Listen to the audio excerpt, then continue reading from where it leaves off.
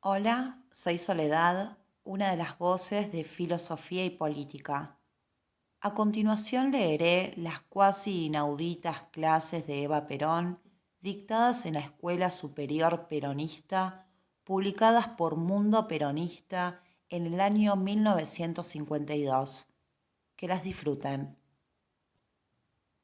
Primera clase dictada el 15 de marzo de 1951.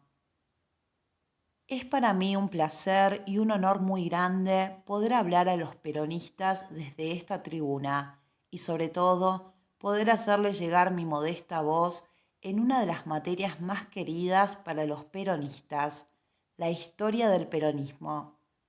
Cuando el director de la Escuela Superior Peronista me pidió que yo dictase un curso extraordinario en ella, advertí su gran importancia y quise medir la responsabilidad que significaba para mí el narrar, en cierto modo, el extraordinario capítulo de nuestra historia que estamos viviendo y que las generaciones venideras sabrán apreciar, porque en él estamos construyendo la grandeza de la nación.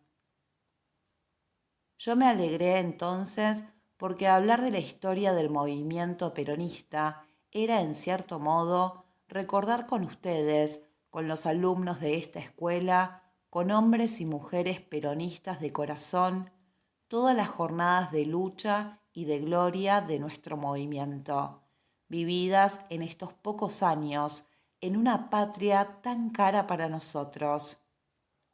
Cuando el doctor Mendé me habló para que dictara esta clase, pensé que si bien significaba una gran responsabilidad, hablar de la historia del movimiento peronista era un honor para mí, que había vivido sus difíciles momentos, su gestación, sus triunfos y la culminación de sus realidades. Por eso acepté dictar este curso. Pensé que estos 7 años del movimiento peronista podían medirse con los pocos años de mi vida, porque los he vivido con gran intensidad. Y digo pocos años porque para mí es lo mismo que para aquella viejita a quien San Martín le preguntó qué edad tenía y que contestó al Libertador que era muy niña porque tenía la edad de la patria. Para mí, la vida empieza el día en que mi camino se encontró con el camino del general Perón, día que yo siempre he llamado con orgullo mi día maravilloso. Es por eso que desde el día en que conocí al general Perón, yo le dediqué mis ensueños de Argentina y abracé la causa del pueblo y de la patria, dando gracias a Dios de que me hubiese iluminado para que, joven aún, pudiera brindar mi vida al servicio de una causa tan noble como es esta de Perón. Yo me di cuenta de que la historia del peronismo necesitaba una explicación y de que esa explicación solo se puede dar ubicando al peronismo en la historia de nuestro pueblo y, más aún, en la historia del mundo. Y advertí que era también necesario poseer algunos conocimientos de historia universal y de la filosofía de la historia.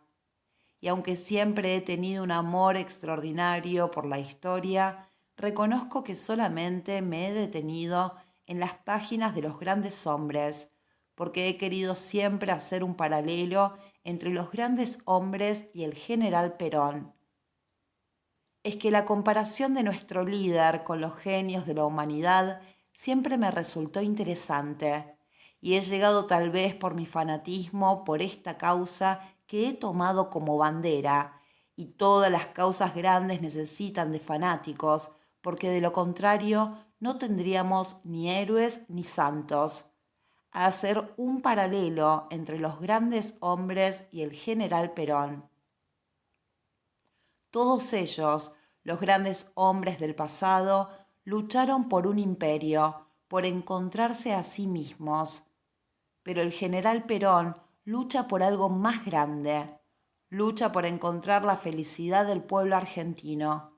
Solamente con estos conocimientos de historia, en los que me he detenido bastante, y con el gran amor por la causa de Perón, yo voy a tratar de cumplir aquí con este curso y explicarles a ustedes la historia de nuestro movimiento, como lo veo en medio de la historia del mundo y de la historia de los pueblos.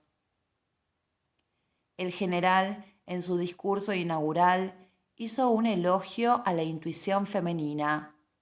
Yo creo también en la intuición femenina de una manera especial y me permito recurrir a esa intuición en esta escuela en que las alumnas y los alumnos de una cultura superior pueden colaborar conmigo para tratar de profundizar y de ahondar nuestra historia del peronismo. La intuición no es para mí otra cosa que la inteligencia del corazón. Por eso es también facultad y virtud de las mujeres, porque nosotras vivimos guiadas más bien por el corazón que por la inteligencia. Los hombres viven de acuerdo con lo que razonan, nosotras vivimos de acuerdo con lo que sentimos. El amor nos domina el corazón y todo lo vemos en la vida con los ojos del amor. Yo aquí, como mujer y como peronista, voy a tratar de profundizar la historia del peronismo con el corazón. Los hombres sienten y sufren menos que nosotras. No es un defecto. La naturaleza, que es sabia, sabrá por qué lo ha hecho. Pero nosotras, las mujeres, cuando amamos a un niño, cuando amamos a un anciano, tratamos de consolidar su felicidad. Los hombres con más facilidad pueden destruir, pueden matar. Ellos no saben lo que cuesta un hombre, nosotras sí.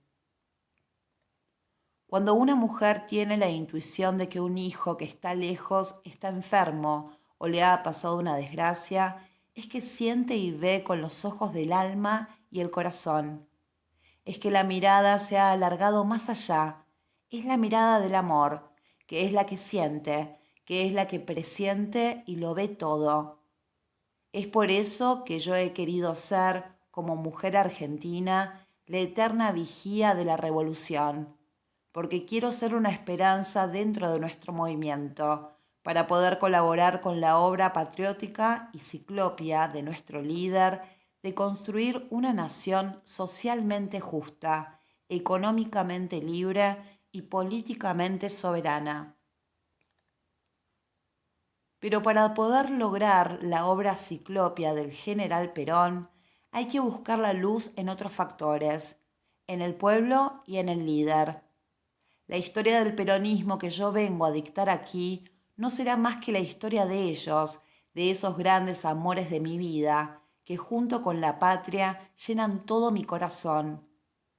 Para que esta historia de 7 años que todos nosotros vivimos tan felizmente sea explicada, tenemos que empezar aceptando que debemos comenzar por definir quiénes fueron sus personajes.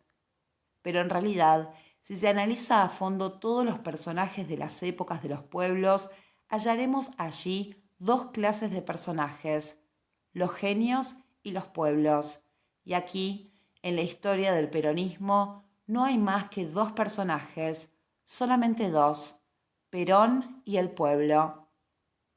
Y es por eso que estos dos personajes, o sea, el genio y el pueblo, van escribiendo con tintas brillantes y obscuras los millares y millares de capítulos que componen la vida de la humanidad.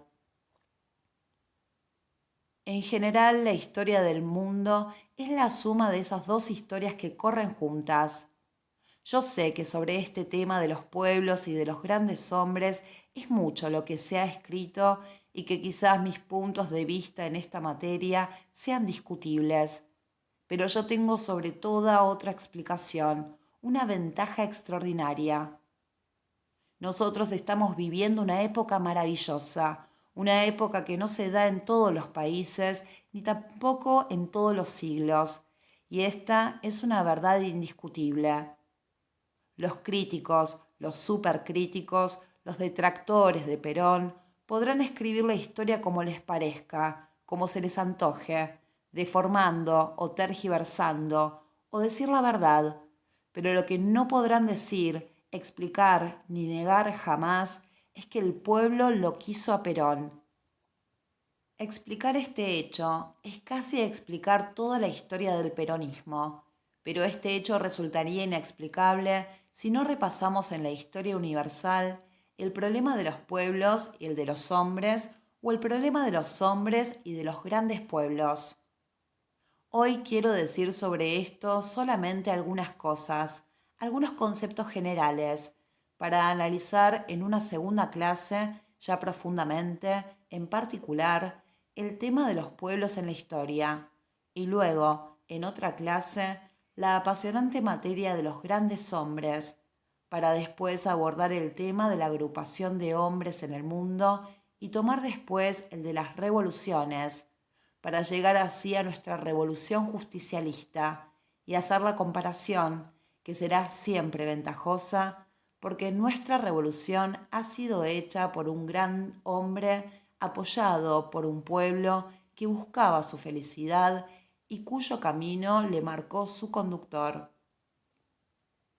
Solamente quiero hoy analizar un problema un poco general, el de los grandes hombres, narrando algunas anécdotas para explicar cosas o casos que son a veces inexplicables.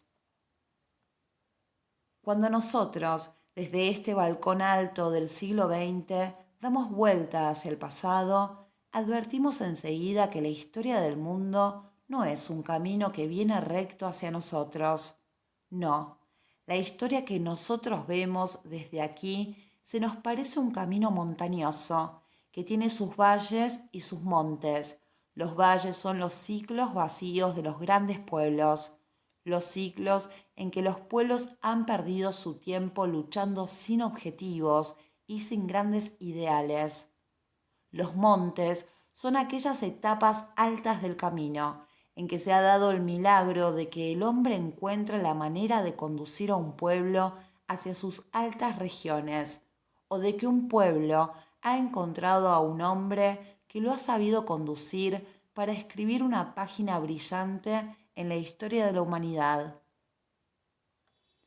Algunos creen que la historia la hacen solamente avanzar las grandes personalidades. Estos son los individualistas de la historia. Carlyle, por ejemplo, decía en su gran obra, Ros Erus, que la historia universal es, en el fondo, la historia de los grandes hombres. Otros, en cambio, afirman que la historia es obra exclusiva de los pueblos. Son los colectivistas de la historia. Ellos son los que afirman, por ejemplo, que aun cuando San Martín no hubiese venido a conducir a los ejércitos criollos a su destino de gloria, otro hubiera ocupado su lugar y hecho lo mismo. Yo creo que la verdad aquí, como en tantas partes, reside en una tercera posición. Nada haría un pueblo sin un conductor, ni nada haría un gran conductor sin un gran pueblo que lo acompañase y lo alentara en sus grandes ideales. Y tampoco vale un pueblo preparado para recibir a un genio si el genio no nace allí, en ese siglo y en ese pueblo.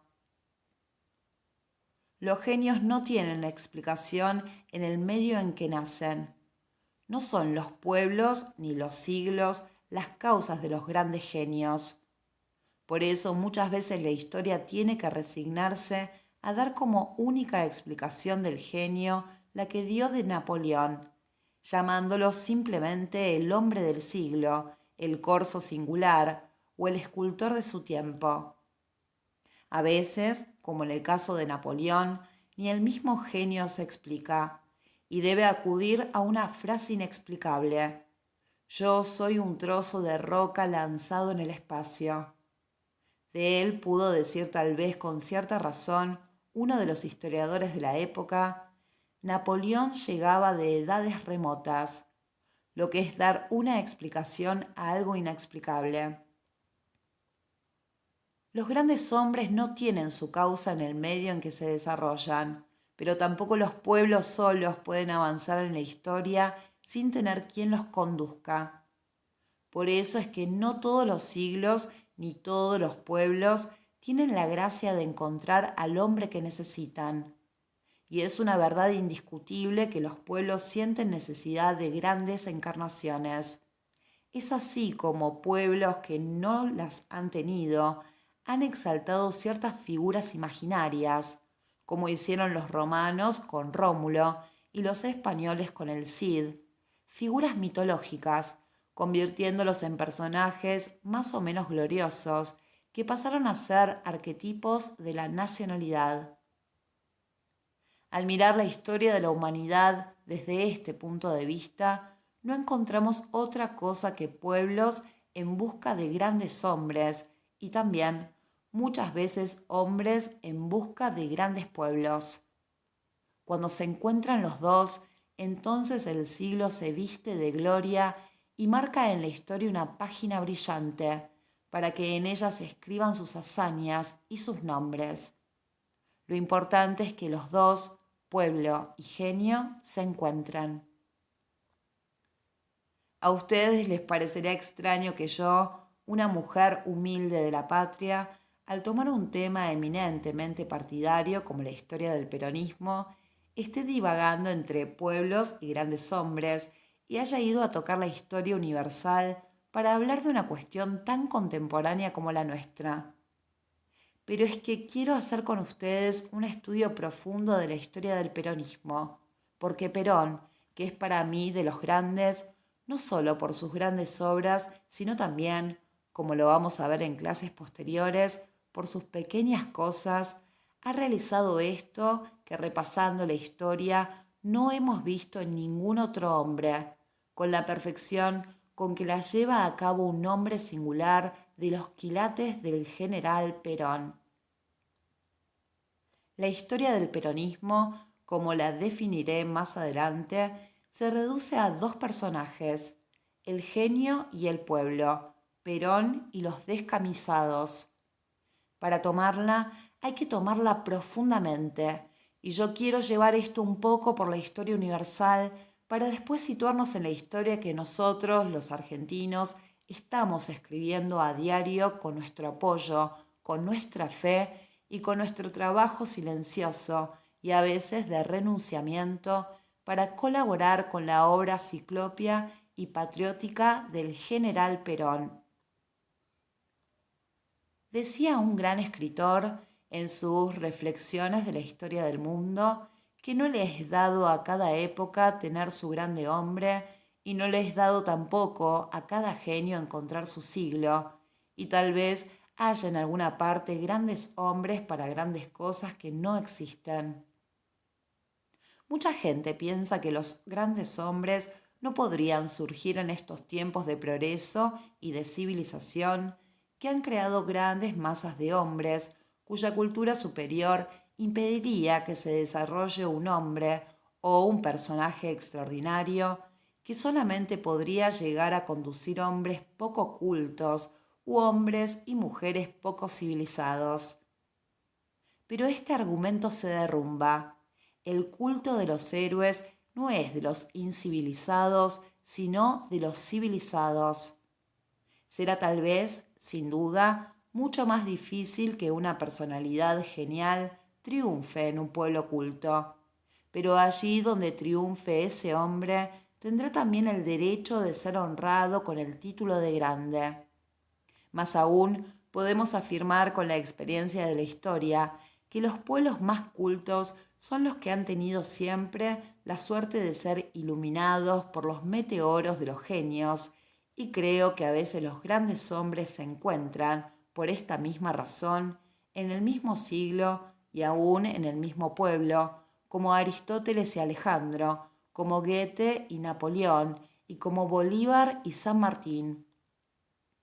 Muchas veces incluso la historia nos muestra cómo estos grandes hombres se enfrentan unos a otros, y así se ha dado el diálogo de Alejandro con Diógenes.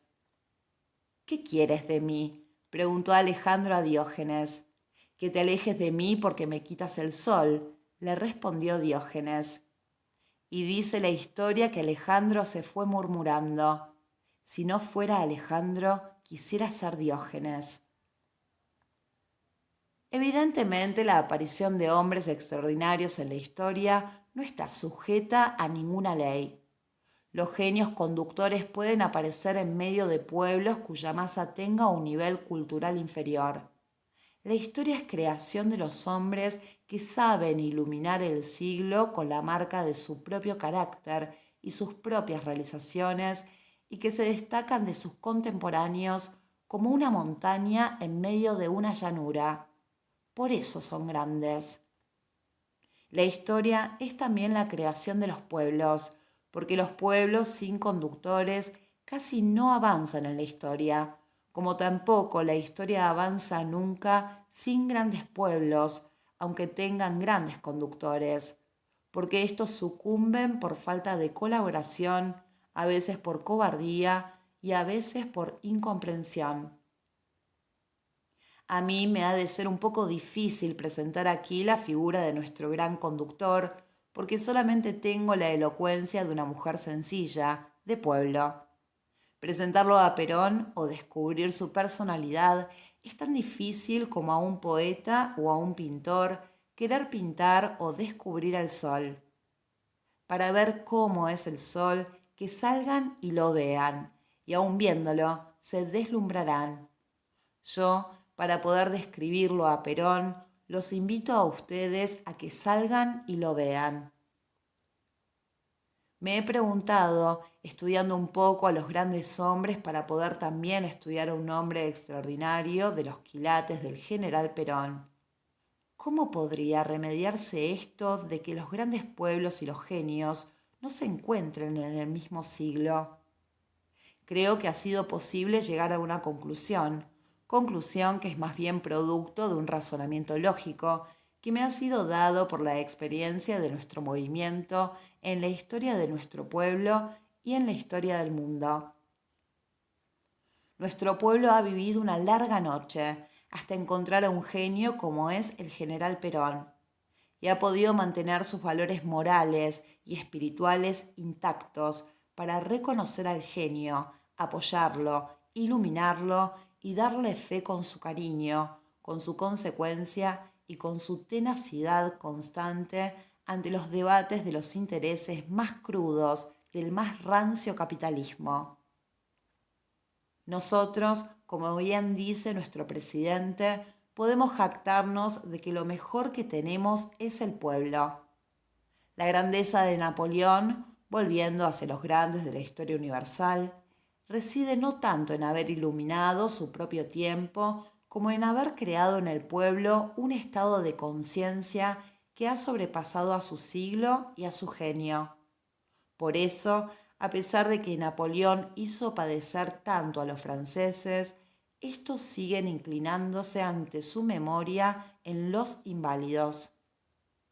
Y lo más importante aún es que siguen sintiéndose unidos a él. Y ese sentimiento, ese estado de conciencia que por unir a todo un pueblo puede en cierto modo llamarse conciencia social, es lo que nuestro querido líder ha logrado. Y tenemos nosotros que ayudarle a afianzar la conciencia social que permita que cuando él, el grande, tenga que alejarse de nosotros por la ley de la vida, el pueblo pueda sobreponerse a los hombres de menos quilates, porque no todos son grandes hombres, para imponerle su acción.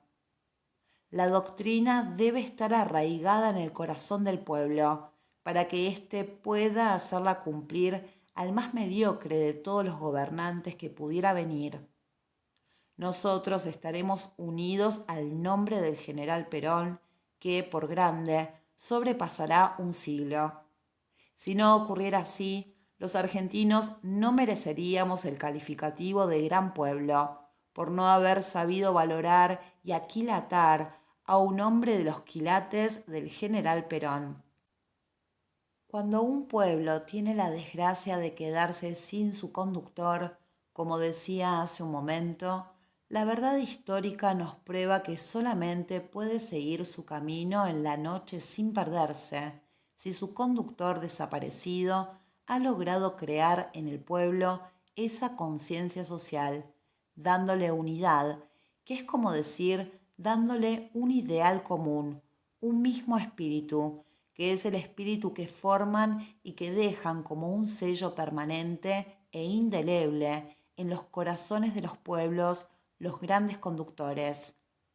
Yo, que tengo el placer de compartir casi todas las horas del día con todos los hombres humildes de mi patria, puedo casi asegurar desde esta tribuna que el general Perón ha logrado ya esa conciencia social que ha inculcado en el pueblo argentino. Nosotros la tenemos que perfeccionar y para ello no podemos distraer la doctrina del genio para crear caudillos. No podemos distraer la doctrina del conductor, que es la felicidad de todos los argentinos, para favorecer un grupo.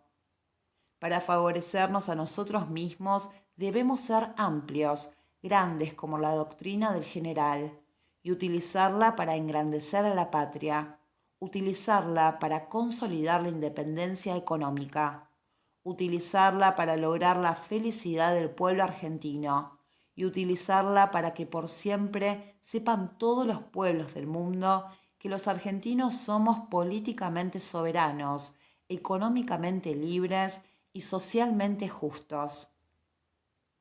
Esta tribuna se ha abierto para inculcar en todos los peronistas, y yo me alegro que ustedes sean peronistas que están en la lucha, que no se dejen llevar por un entusiasmo pasajero, para que piensen que los pueblos que quieren consolidar un movimiento no tienen más que un hombre grande, y que los grandes hombres no nacen por docenas, ni dos en un siglo. Nace uno, y tenemos que bendecir a Dios que nos haya favorecido con el meteoro del genio entre nosotros. Además, debemos convencernos que no es lo mismo servir a un genio que servir a un caudillo, que no debemos tomar la política como un fin, sino como un medio para servir al prócer y a la causa. Por lo tanto, nosotros nos debemos sentir apóstoles de la obra y servidores de la causa de un gran hombre. Los caudillos en nuestro país han utilizado siempre a los hombres humildes y han utilizado sus puestos de lucha para servir a intereses mezquinos o bastardos. Ellos, llegados al poder, han olvidado al pueblo y a veces e incluso lo han desconocido. Por eso nosotros, los argentinos y sobre todo los peronistas, que tenemos el privilegio de tener un genio, como yo lo califico desde este momento al general Perón, no nos podemos detener en la baja politiquería de servir a un caudillo, de querer levantar hombres, porque ha aparecido en la República Argentina un genio y los genios nacen, no se hacen. Por tratarse de compañeros que están en la lucha honrosa de hacer conocer nuestra doctrina, de tratar de inculcarla a muchos otros compañeros que luchan por ideales comunes, me he de referir a este punto expresamente en otra clase. Yo nunca me he dejado de preocupar lo suficiente cuando veo a hombres humildes que son utilizados por los políticos en sus intereses mezquinos y bastardos, girando al genio y queriendo vivir bajo su sombra. No se olviden, compañeros y compañeras, que toda luz tiene sombra. Tratemos nosotros de ser luz, nunca la sombra. Como este tema sobre los métodos y la acción en las unidades básicas y su relación con la política mezquina no está dentro del temario de estas clases, cuando terminen estos cursos voy a pedirle al señor director que me permita dar una clase especial sobre esta materia para los compañeros y compañeras, interpretando y auscultando así los sentimientos de nuestro gran líder. Cuenta la historia que uno de los hombres que estuvo más cerca de Napoleón fue Fouché, y nadie se explicaba por qué, siendo Napoleón un genio y un conocedor de hombres, siempre lo tenía tan cerca y lo distinguía. Pero, siendo que Fouché le era desleal, Napoleón lo tenía demasiado cerca porque lo conocía demasiado bien y necesitaba controlarlo. Tratemos nosotros de estar cerca del corazón del líder, pero lealmente con nuestro trabajo honrado, luchando y trabajando para llevar agua al molino del líder común, que es llevarla al pueblo y a nuestro movimiento. Nosotros gastamos nuestras energías reconociendo que tenemos un conductor y un maestro, que tenemos un guía y un líder. Y pensemos que todas las patrias, al crear un símbolo, lo han hecho para mantener su unidad espiritual y nacional. Nosotros, que no hemos tenido que andar por muchos siglos buscando al hombre como lo buscaba Diógenes, que lo hemos encontrado porque él ha venido a nosotros, nos ha hablado y nos ha traído sus ensueños patrióticos y sus magníficas realizaciones.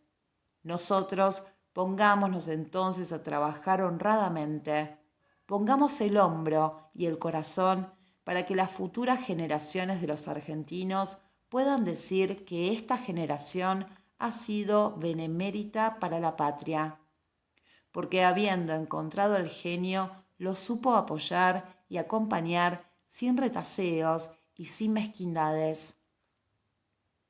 Nosotros hemos encontrado al hombre.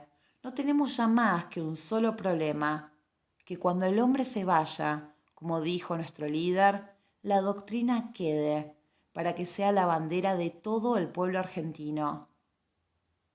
No ha de ser la aspiración del pueblo argentino, y sobre todo la de nosotros, los peronistas, a quienes me dirijo al hablar en esta clase, la de trabajar con ropa hecha. Nosotros queremos una obra de arte, y las obras de arte no se venden en serie, sino que son obras de un artista que las ha creado. Por lo tanto, no se pueden comprar al por mayor ni fabricarlas todos los días. Nosotros tenemos una obra de arte, sepamos aprovecharla para bien de la patria, sepamos aprovecharla para nuestros hijos y para todos los que vendrán, y tratemos que los argentinos del mañana no tengan que decir, al hablar de ese hombre que está quemando su vida en aras de la felicidad de la patria y de su grandeza, cuánto hicieron sufrir los argentinos por su incomprensión a un patriota. Sobre todo nosotros, los peronistas, que tenemos el insigne honor de compartir la responsabilidad de construir esta nueva Argentina, debemos abrigar la esperanza y juramentarnos, trabajando todos por Perón, por la patria y por su pueblo. La historia de los pueblos es, en síntesis, como lo veremos en nuestra próxima clase, la historia de sus luchas por conseguir esta unidad y este espíritu del que estoy hablando, porque los pueblos saben que solamente este espíritu y esta unidad podrán salvarnos de los períodos vacíos en los que la noche cae sin ninguna estrella, aún sobre los pueblos que creyeron alcanzar el privilegio de la eternidad. Es necesario que repasemos todas estas cosas de la historia universal para entender nuestro movimiento peronista y apreciarlo debidamente. Al pueblo argentino hay que mirarlo a través de sus vicisitudes y también, por qué no decirlo, a través de las vicisitudes de los demás pueblos. Tendríamos que analizar el problema de la conciencia social que nuestro líder proclamó como necesidad fundamental. El general Perón, hace unos días, al inaugurar el Congreso Interamericano de Seguridad Social, proclamó que él ambicionaba crear una conciencia nacional y que creía que todos los pueblos deberían tratar de lograrla para que los pueblos, una vez que la tuvieran, pudieran aplicarla a los gobernantes que se desviaran del buen camino, para que cumplieran sus inquietudes y sus esperanzas. Únicamente un hombre sincero y honrado, un gobernante de los quilates del general Perón, puede hablar con esa sinceridad, con la sinceridad de un apóstol. Únicamente el general Perón puede decir, con la frente bien alta, que quiere que el pueblo, en cualquier momento y en todo instante, le señale el camino. El general solo quiere, cosa rara en este siglo, auscultar los latidos del corazón popular. Y tendremos que buscar en la historia de los grandes hombres la unidad que nos permita medir la grandeza de nuestro líder. Será este nuestro primer trabajo. Empezaremos por estudiar la pequeña grande historia de estos años de la Revolución Peronista. Yo invito a los alumnos de esta escuela superior para que hagan el camino conmigo, aunque yo no pueda guiarlos con toda la ciencia necesaria. Ustedes me podrán perdonar pensando que pongo en este trabajo, que para mí es tan difícil, todo mi amor, mi fe y mi fervor peronista.